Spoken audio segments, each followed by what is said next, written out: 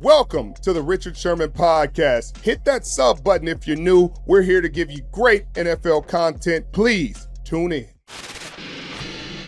But one thing that happened this week that I'm not a fan of at all was what the New York Jets did to Robert Saleh. And that was a situation I don't understand what's going on. I don't know what's going on in that building. I don't know the conversations, but from what we're hearing, from what's been the information that's been out there, they're saying Woody Johnson walked in his office, fired him in 90 seconds, had the security escort him out of the building without giving him a chance to talk to his team, without any conversation, and no explanation. And that's the part that bothers me the most. No explanation. This is the National Football League. Accountability is key. You walk into meetings every week after games or after practice, and coaches tell you, hey, this is what you did well. This is what you didn't do well. This is what we need out of you. This is what you're giving us, good, bad, or indifferent. And that tells you where you stand in terms of depth charts, in terms of playing time, et cetera, et cetera. And guys have done that since Pop Warner, Little League. They understand it. Like it's usually pretty cut and dry. And I'm sure some guys deal with politics in it and say, hey, I played better than what they're giving me credit for. They're not playing me. I'm the better guy, et cetera, et cetera. But usually, for the most part, the best guy plays. When you fire a coach without explaining to him why you're firing him, then I don't think you're justified. You say, hey, we just want to mix things up. We want to spice things up. I want to inject positive energy. This isn't a negative dictator. This isn't a militant. This isn't a guy that's hard on his players. It's the players' coach, and it's the defensive coach. And a defensive coach whose defense is playing pretty well, and they played well during his tenure there. Offensively is where they've struggled. And this game, unfortunately, Aaron Rodgers struggled a little bit, to the tune of 3 interceptions, 2 in the first quarter. And so when you're Woody Johnson and you're like, hey, I was an ambassador to the UK, and I'm out here with all my British buddies, and we're watching this game, and I'm embarrassed. And you say, I'm going to fire this guy. I don't know if this feels like a knee-jerk reaction to something that I'm not sure was an issue. They're competing for first in that division, which would get him a playoff spot. And there are rarely times you fire a coach in season outside of the Raiders and Biscaccia, and he was able to take that team to the playoffs. But that was a good team, and Gruden didn't get fired for performance of the team.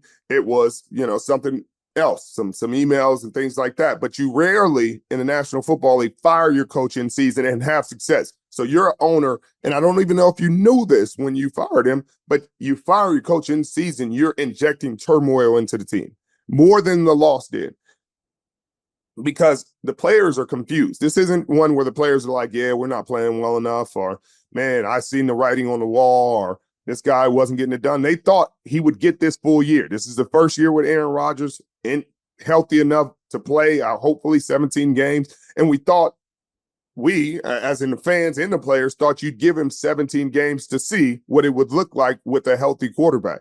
And he's not over the offensive play calling. Obviously, they stripped it from Nathaniel Hackett, gave it to Todd Downing.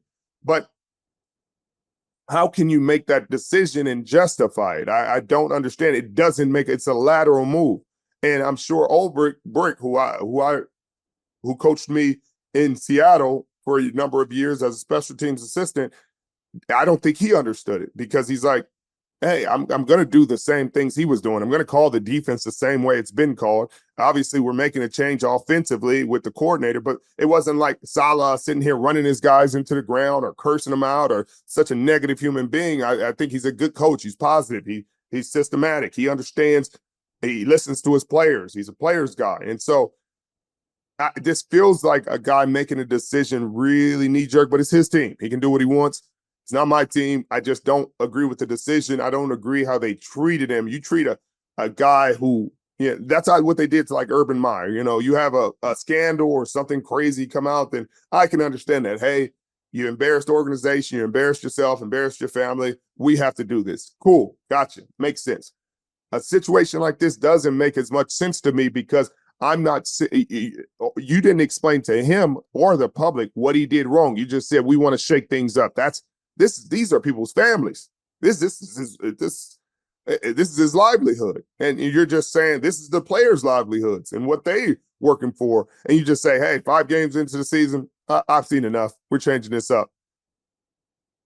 I don't agree with this decision. I don't think it'll play well. I hope it does because I like Brick. He's a good coach. He's a good man. I like the players, DJ Reed, Sauce, a lot of guys, Garrett Wilson. I think they got a good team. I like Aaron. Big fan of Aaron for a number of years. But I'm not a fan of this decision, Woody Johnson. I'm sorry. I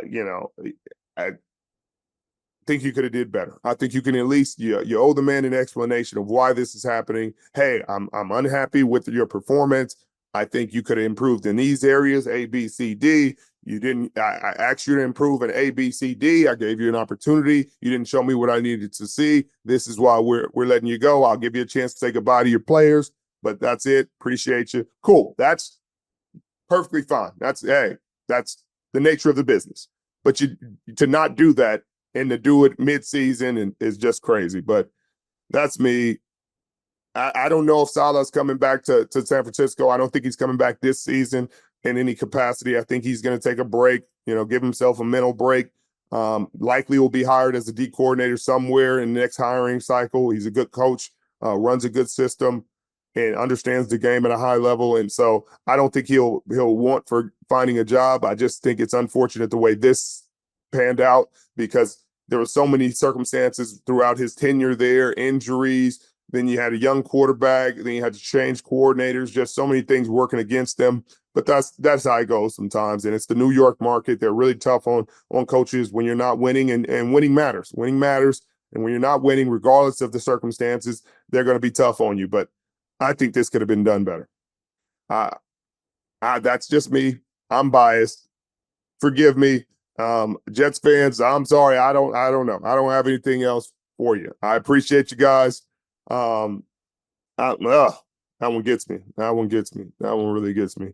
But appreciate you joining me. It's going to be another incredible week of football. It's just Friday. So I can't wait for the Sunday games. We're going to learn a lot of stuff. I can't wait to see that Baltimore Commanders game, Baltimore Ravens versus the Washington Commanders game. I think that's going to be a showcase. Looking forward to see what young Jaden Daniels is able to do in that game against the reigning MVP, Lamar Jackson, coming off one of his best performances in 4 touchdown passes, 50 yards rushing, over 50 yards rushing, one of the few guys in the National Football League to do that multiple times.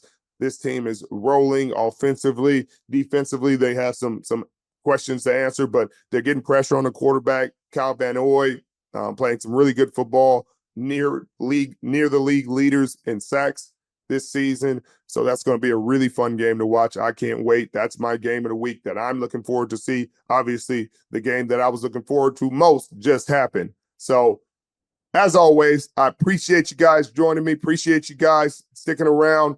Stay tuned for more episodes of the Richard Sherman podcast. Hit that subscribe button if you're new. We'll see you Sunday night.